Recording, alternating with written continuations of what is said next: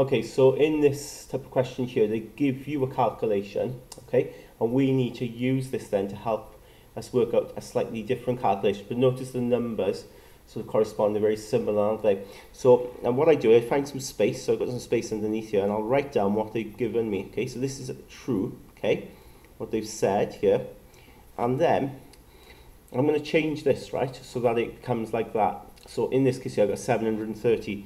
Now we need to ask ourselves, what have we done here to 73 to get to 730?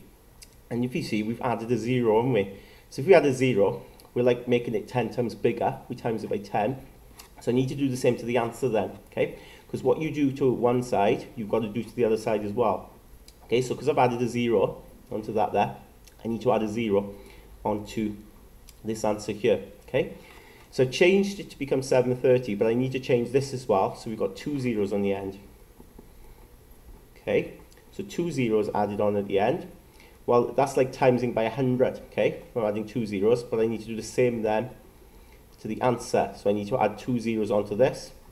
So I end up then with that quite large number, 55845,000, okay? Now, with the next one, okay, again, we find some space and we set out what they've given us, okay? And it's become 7.3, okay? So 73 has become 7.3. Now we've got to ask ourselves, what have I done here to get to 7.3? Well, if there's a decimal point involved now, it's become smaller. So we've divided by 10 in that case, right? Because the digits have moved to the right, to the decimal point, so we get 7.3. The 765 stays as it is. But if I divided this by 10, I need to divide this by 10 as well. And to divide that by 10, you end up having a decimal point there as well. Okay? It's also interesting to note, isn't it, that, you know, this calculation here, well, because then we've got this with one decimal place, there's 1 in the answer as well. Okay? So with the next one then, well, again, we start off with, so I'll write my answer there, 84.5. With the next one then, so we've got 765 there equals 55845. Okay, so I'm going to change this then to 0.73.